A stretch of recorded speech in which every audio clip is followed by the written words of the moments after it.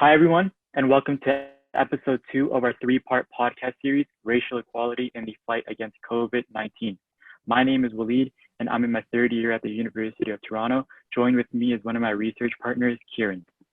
Hi everyone, my name is Kieran and I'm in third year at U of T as well. So as our group members, Omar and Rani highlighted the main concerns of the Black community during the pandemic in the first episode, we wanted to shift gears and focus on the social determinants of health in the second episode, mainly income, racism, and health promotion. Our special guest for this episode is Keddone Dias, who is the Executive Director of LAMP Community Health Center, who can offer us a unique perspective on this topic. So in our first podcast, the issues of low income and its effects on food security were highlighted. The determinant of income is multifaceted as it has impacts on not only food security, but other resources as well, which were mentioned in our interviews with several Black community health centers across the GTA. Inaccessibility of masks and gloves due to its prices has been a major issue for communities struggling with low income. Also, as we have heard from Rexdale Community Health Center, individuals working frontline jobs also tend to be people who can't afford vehicles and as a result have to use the TTC, which puts them at an even greater risk of contracting the virus.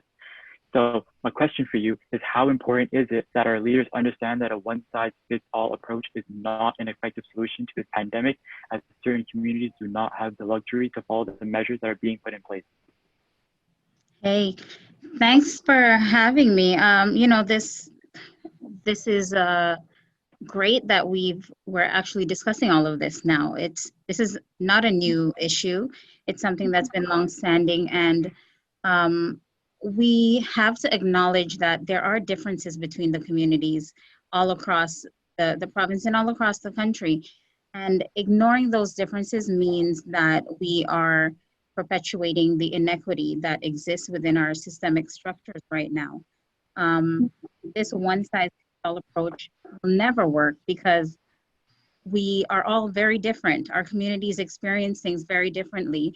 And when you look at the disproportionate impact of the COVID-19 virus on Black communities, we've seen data out of the United States. We have recently, I think as of yesterday, seen some data from the city of Toronto because they've recently started collecting this data. We've seen that situation is also true here as it is in the States. And so when we see that, does it not make perfect sense to say, hey, this is happening over here, it's impacting a certain community, what can we do to support the health and well-being of that community? Because in fact, supporting the health and well-being of a community that's impacted in that way supports everyone's health. It's not like COVID is going to just remain in that community. We're all out and about, more restrictions right now anyway, but we're all out interacting with each other. And so ignoring the differences and the inequity that some communities face means putting everyone at risk. And I guess the understanding that there's strength in acknowledging where there are differences within our communities, and then using the knowledge of those differences to promote the health and support the health of our overall general population, that's a good thing. It's not a bad thing to know where we can make improvements in how our healthcare dollars are spent. Yeah, so we have always had quite a few resources when it comes to how can you protect yourself. Again, going back to how some people don't have the luxury of being able to afford masks, gloves, etc. So do you have any advice? Have you heard of anything that's worked when it comes to people being more resourceful with protecting themselves, specifically when it comes to working or using public transportation? No, that's a difficult one. You know, we can do things that are within our control, following public health advice around, hand washing, the use of masks where possible, distancing, and really ensuring that you are keeping interaction with people outside of your circle to a minimum is important. And those things are within our control. With communities that are marginalized and vulnerable, sometimes, as you mentioned, getting access to a mask might not be something that's easily done. There are organizations out there that will support people in having access to reusable masks, for instance. People should take advantage of that. When it comes to transit and being on the TTC, the anxiety that causes some people is real. You are having to get to work. It means that, you know, you're trying to feed your family, so you don't have an option but to show up to work, but you don't have your own personal transportation. That is something that a lot of people living in marginalized situations are dealing with. And I don't know that I have any advice on how to get around that. Poverty is real, and people are dealing with their economic situations. They're very different across the board, but they're dealing with these things, and it's not as easy as saying, well, you know, get a car. That's a good solution to this. Or make sure that if you feel like you've been exposed, that you isolate away from your family. When people are living in multi-generational homes, there's only so much that you can do to really separate yourself from your family when you're sharing a room with someone else. And also, while there are the general public health guidelines that people can follow, there are some real systemic issues and some factors that are not easily within the control of some of the people who are really most impacted by this.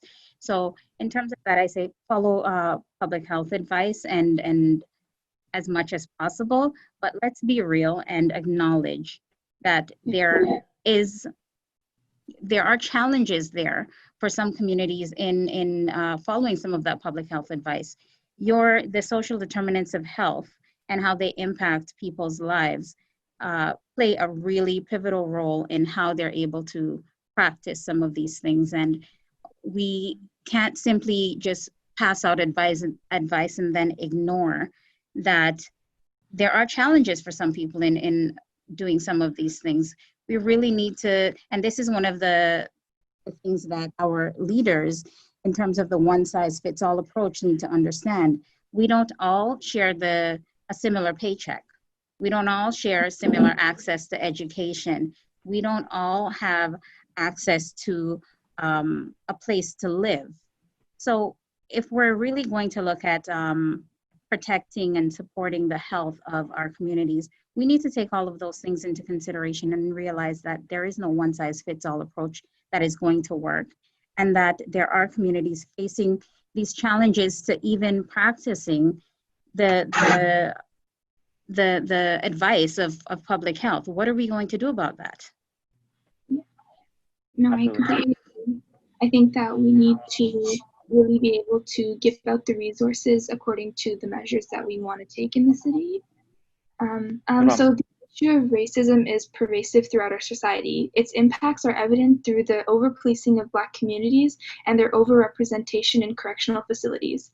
In a Toronto Star article published earlier this year, it was mentioned that the over-policing of urban Black communities can lead to young people being more likely to wind up in the criminal justice system for lesser offenses such as marijuana possession. With the issue of overcrowding in jails compounded by the increased incarceration rates, Black individuals are more susceptible to contracting COVID-19. Doug Ford recently stated that anti-Black racism is not as serious compared to the United States. With our leaders constantly neglecting the seriousness of anti-Black racism in Canada, what lessons can they take on how racism has played a huge role in driving the devastating effects of COVID-19 on the Black communities?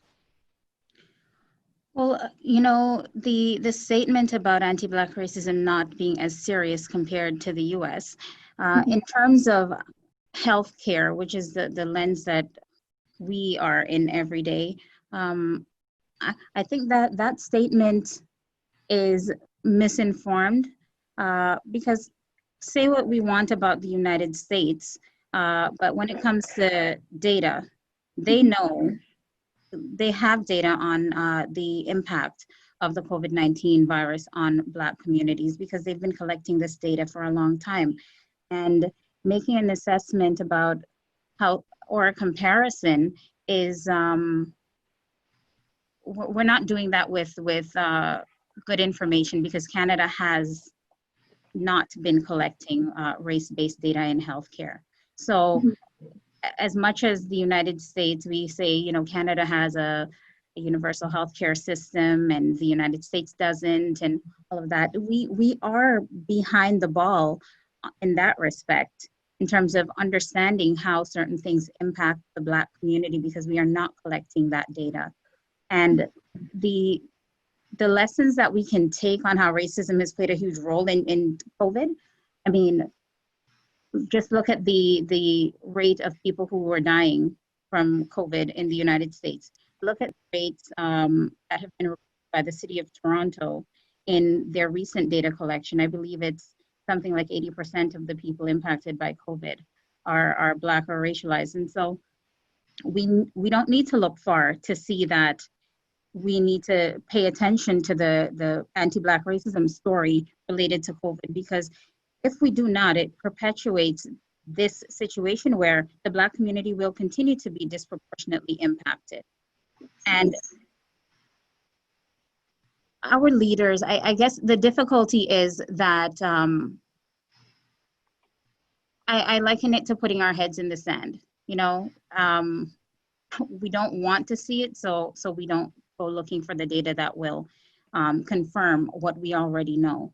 And we have lots of anecdotal stories from community providers, from organizations, from people who are experiencing the system on an individual level. Anecdotal information is not readily accepted as you know, data. It's just not. So why not collect the appropriate data that will tell us the story? Because we already know how Black communities are impacted, and we now need the government and our health system leaders and our political leaders to put some weight behind this issue and say, yes, I hear you that this is happening. Let's collect the data to really have the information that we need. And then let's use that data, because it's not just enough to collect it. We use that data to support the positive health outcomes of the communities impacted. So it's, in short, it's misinformed because we don't even collect the data to make an informed comparison there. No, I completely agree. I think we need to be able to collect the data and understand that there is a root cause for how come the numbers are so high in these communities, and that we have to understand that there's a systemic problem and that these people in these communities are being disproportionately, like, there's no inequality and stuff like that, and that we need to fix that.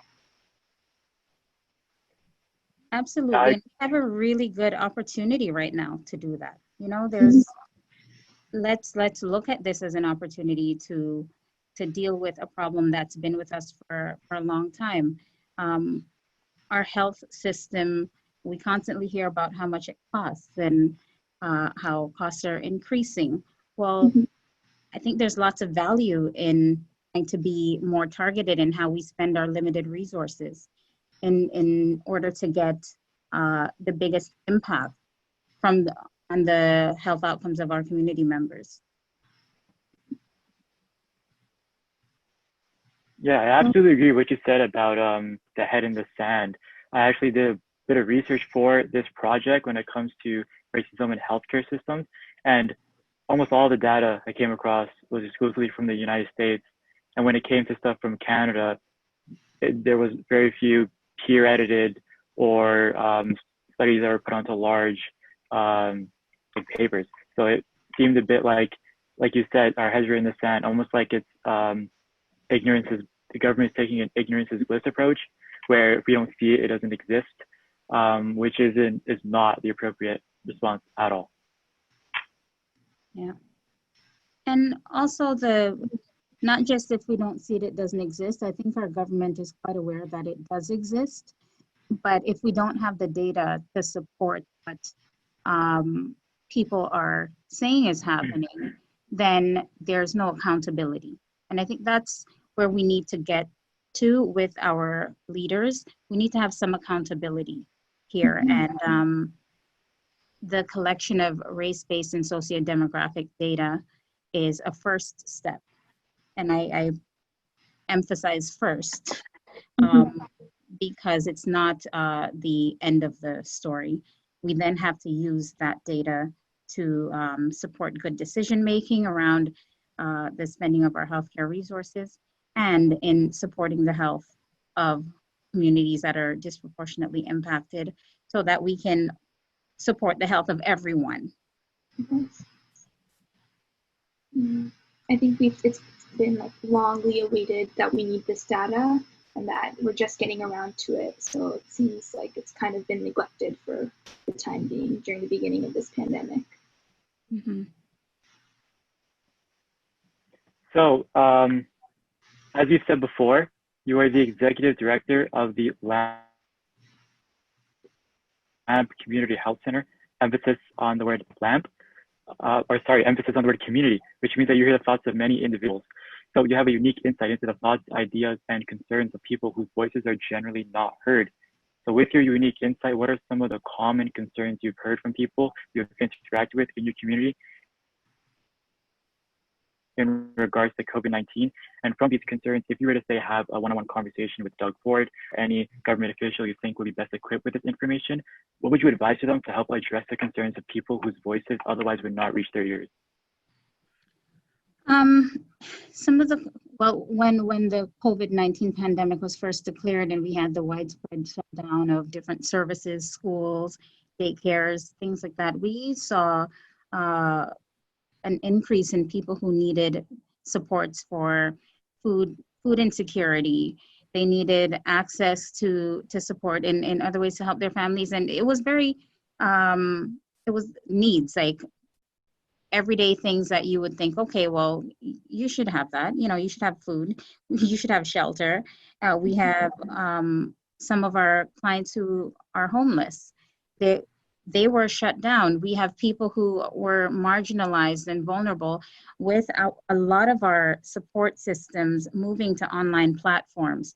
For instance, we saw that also perpetuated some inequity because not everyone had access to virtual tools to participate. So now that your doctor is closed physically, but doing virtual appointments and you don't have access maybe to a phone or to a computer to participate there, you don't get access to healthcare. And for education, for people who have more than one child at home, but only one computer, or for people who don't have a computer at all and no internet access, you're shut off of education. We saw lots of families who were having to choose which child gets attend school today via the virtual learning process, right? So we have to look at the situations that different communities are facing. Otherwise, we will never be able to address the health inequities. And that's what I would say to our health leaders. We need to know our communities on a local level. As community health centers, we're very much connected to our communities, and hearing from the community and understanding the needs that people have, and not designing things to meet the needs of people who have.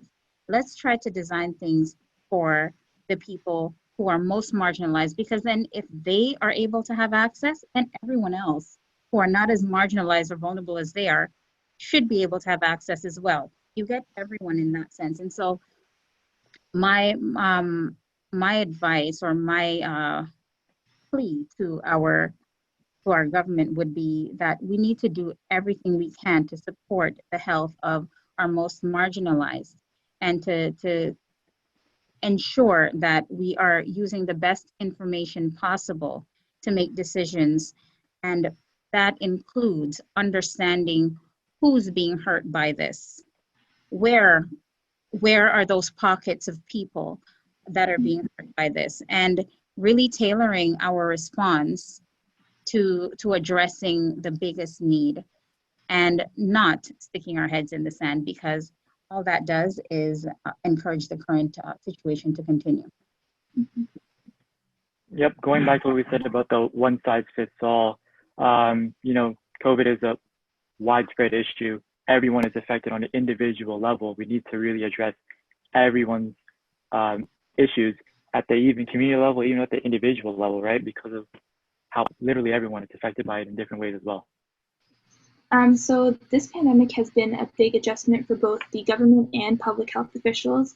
And while their efforts are not gone unnoticed, it seems more can be done to aid the Black communities during this time.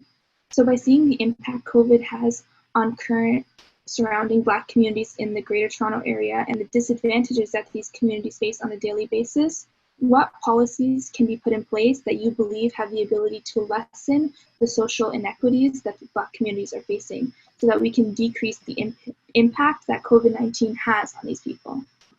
Mm-hmm. This issue is so much bigger than this COVID-19 moment, because COVID-19 has highlighted the inequities that have existed for a long time. So in terms of policies that would lessen the impact on Black communities, I think that's a very big piece to kind of dissect.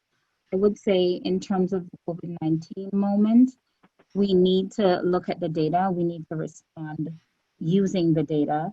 And now that we know that the disproportionate impact on Black people and Indigenous people, people of color, now that we have some data attached to that, let's use that to make decisions around our response to COVID-19 in terms of targeted testing, for instance.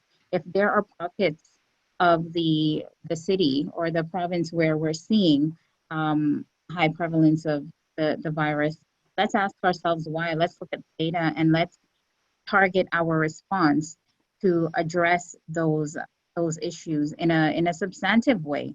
Let's be responsive, and wherever possible, let's be proactive.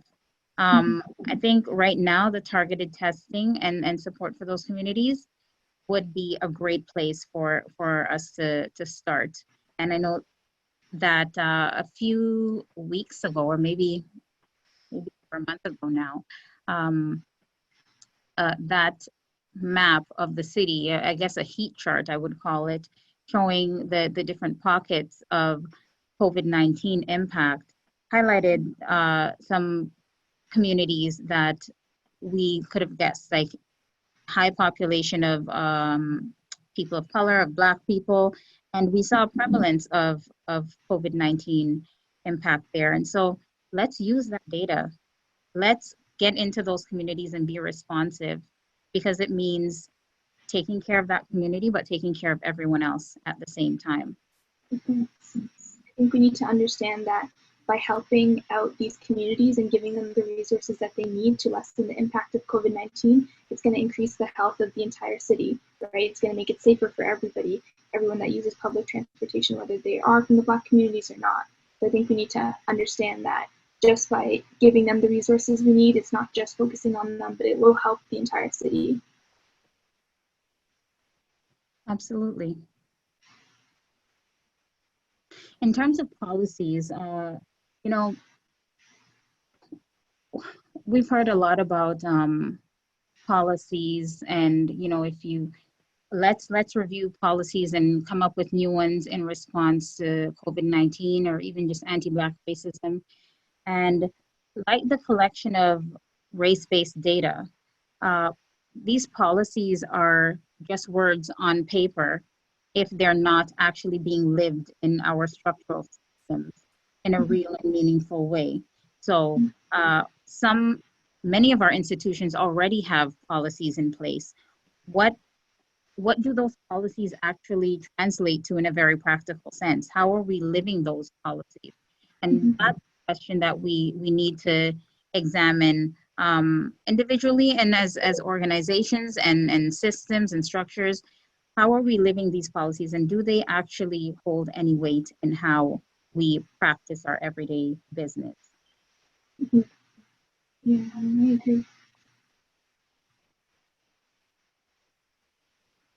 Awesome. So next question. Just yesterday, Dr. Eileen Dias spoke about race-based data in Toronto and how Black communities and people of color make up 83% of COVID-19 cases, as you mentioned earlier. She also mentioned short-term measures such as target testing and access to employment that needs to be addressed. The impact on these communities has been seen since the beginning of this pandemic. So does it seem that these measures should have been put in place earlier on to avoid the high percentage of COVID-19 cases coming from Black people and people of color in general? In short, yes. But in terms of what should have been done and how soon it should have been done, the inequities that are faced by Black people and people of color within our healthcare system are long-standing and have been present and impacting people long before COVID-19 came about. And so the time is now to address these things. If we didn't do it yesterday, today's the next best thing. So let's not put it off anymore. Let's not make excuses. Let's not just talk. Let's see some action.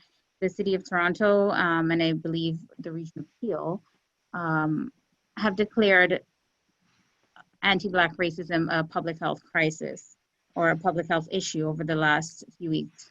And in terms of that piece, the question now is, so what are we going to do about it? In all of our systems and structures, what are we going to do about it beyond the declaration? And the collection of data in Peel Region and in Toronto is a great start. And now we have to figure out what's our response going to be. Now we know that 83% of COVID-19 cases are made up of Black people and people of color. Now what? You know, so it's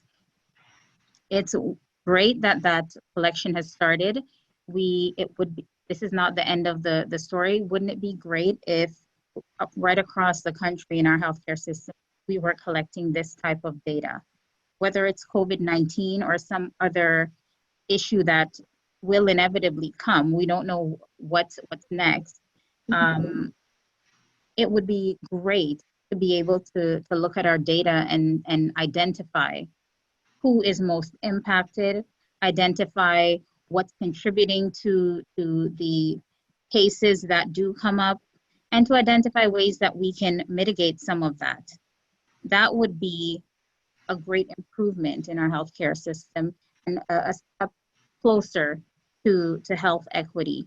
And an example for other institutions, you know, just let's not ignore what we know is happening. Let's try to get in front of it, because right now it would have been nice to have this data collected for COVID-19 from the very beginning. But we're collecting it now. That's great. For the next thing that's going to come, we don't have to make that same mistake. We could be better prepared to disaggregate data and look at where we're having disproportionate impact if we take action now and not just use COVID as this moment. Let's take the lessons and really use them to make some good change within our systems. Yeah, I definitely agree. I think COVID has really given us a time to really a bit of introspection in terms of, you know, what can we improve as a country, really. Yeah. I also think that how you mentioned about how we should start testing in these communities and stuff like that, I think we also need to, the government needs to take a step further and see, okay, if we give these people testing, what other resources can we give them so that they can do things such as self-isolate or not be able to work their jobs and take care of their family and pay rent and have food and stuff like that. So I think it's going to be not just testing, but also giving them the resources that they need to be able to take care of their health and protect themselves and their family. And that also comes back to the systemic problems that these communities are facing. Yeah, absolutely. It's great to say, you know, stay away from your family now that you've discovered that you've been exposed. Yeah, that's not possible for many people. And our response needs to include supporting people in following the public health guidelines wherever it's not possible for people. Why is that? And how can we help? It's not enough to say, you know, the hand washing and distancing and all of that is what's necessary, and then go about our way. Some people hear that, and it's similar to our issues that exist in our healthcare system, even without COVID. In our experience serving people in our communities, sometimes you have issues like diabetes, which disproportionately impacts people in the Black community. We can and people come for services, and based on advice from a dietitian or a nurse, they may get instructions to change your diet and only eat fresh vegetables. And but if you can't afford fresh vegetables, what then?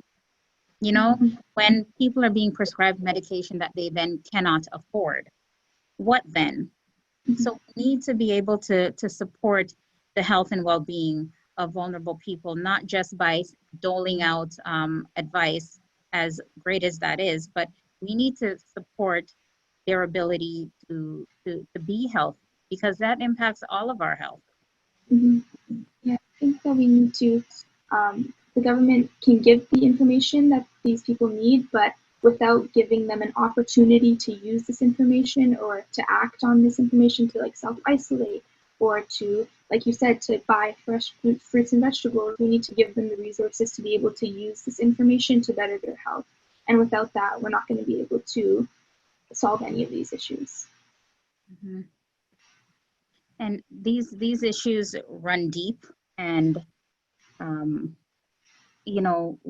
we say give people the resources they need, I would hope that people don't interpret that as handouts. And I think in terms of, if someone needs access to economic opportunities in order to provide for themselves, let's ensure that there's equitable access.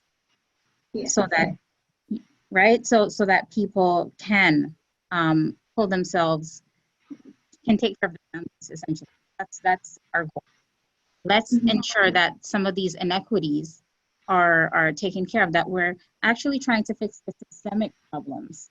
Yes. Not just saying, if somebody doesn't have the money to buy medication, here, go work one of these frontline jobs that are most susceptible to catching COVID, right? People are on the front lines every day, and essential worker jobs, PSWs and grocery store clerks, and some of these positions where you'll see a high number of Black people and people of color, and people who are then not protected and not afforded the opportunity to provide the resources they need to take care of their families and to take care of their own health. Let's look at the systemic structures and how we can make changes there, because until we do that, they're just going to be Band-Aid solutions or Band-Aid fixes for the time being. And we go back to the status quo of perpetuating the inequities. Yeah.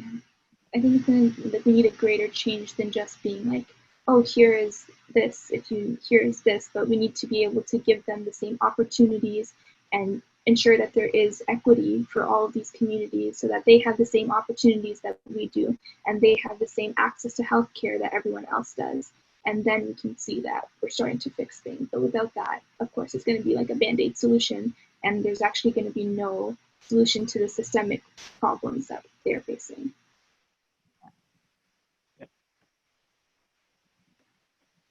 So that was our last question of this session. We would like to thank Keddone Dias for her time and insight on the Black communities surrounding the GTA. Thank you very much, Keddone, for your time today. Well, thank you for having me. This was fun. So we hope that the session can inform our listeners on the inequities COVID-19 is highlighting and different measures that can be taken to lessen the impact. And to end off, perhaps if somebody who's listening right now and they're struggling with having COVID, or the stress surrounding the times they're in right now, do you have any words of encouragement for them? Keddone, perhaps? There are resources out there. I am a big proponent of community health centers. Check out your community health center in your community and get connected to some of the resources that are out there. Take care of yourselves, take care of your families. And, you know, COVID-19, like I said, this is a moment. This moment is having a bigger impact on some of us over others. And I would say, please just remember that right now we have some really great lessons that we can learn. To our health system leaders, let's use those lessons to make some positive changes. And to our community members, we are always open and available to support the community. So look us up. Absolutely. Make sure to go check into one of your community centers, whether it be a healthcare one or just recreational, definitely. So we don't want to take up any more of your time, so we're going to have to let you go right now. But thank you so much for your time again. We really appreciate your involvement with our project. Great. All the best. You too.